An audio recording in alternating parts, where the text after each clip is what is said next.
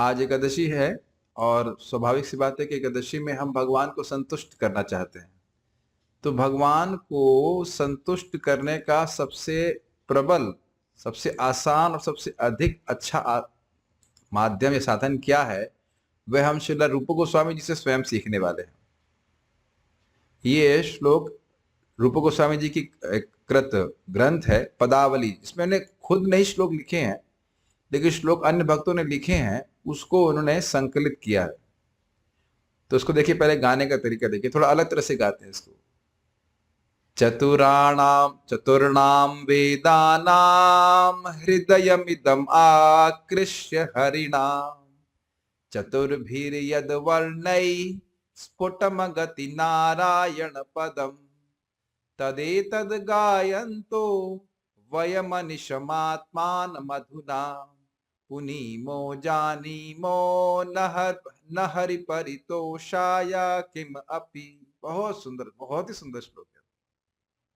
तो कह रहे हैं चतुर्णाम वेदानाम हृदयम इदम आकृष्य, चारों वेदों के हृदय से। सोचिए हमारे हृदय को खींच ले, तो कुछ खींचे हमारे हृदय से, तो that means something which is very dear to our heart. तो कह रहे हैं कि चारों वेदों के हृदय से इदम, इसको खींचा है।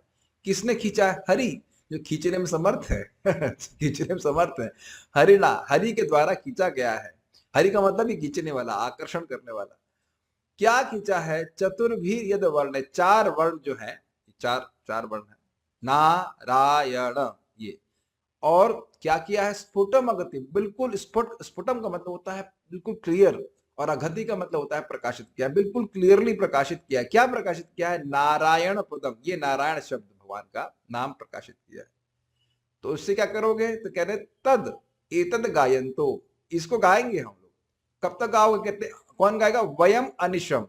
अनिशम का मतलब हो गया दिन रात गाएंगे इसको, और कोई काम नहीं है।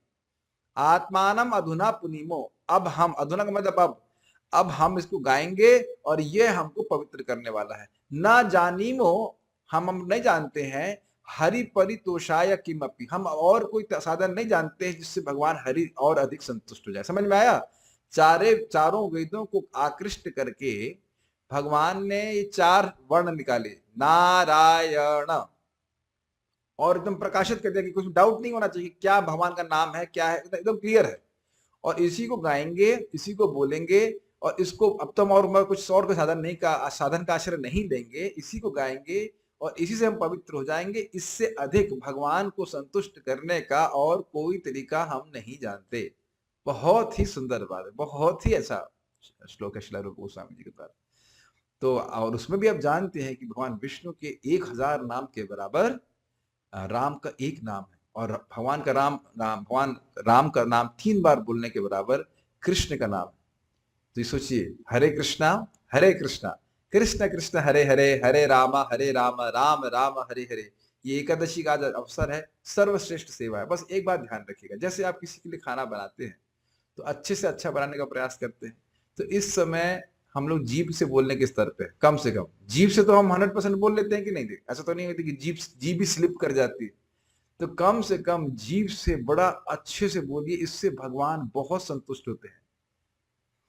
जो आपको नहीं जानता और आपका नाम उच्चारण करता है, उसको भी आप अपना मानते हैं, है कि नहीं? अजामिल जैसा केस था ना, तुमको नहीं जानता है, कविता भूल रहा हूं, जो ना तुझे जाने लेकिन तेरा नाम जपे, नाम जपे और तुझे न जाने, उसको भी तू अपना माने। बहुत सुंदर। जो आपका नाम जपता है और आपको नहीं जानता, उसको भी आप अपना मानते हैं। ऐसे दुख कुछ ऐसे, मतलब आप बड़े कृपालु हो, इस प्रकार से हरि का नाम रखा गया। So it is satisfying Krishna the highest way. तो इसलिए उत्साह से हम लोग हरे कृष्ण मंत्र जप करेंगे। आज तो वैसे भी एकादशी है, हजारों गुना अधिक लाभ प्राप्त होगा। हरे कृष्णा।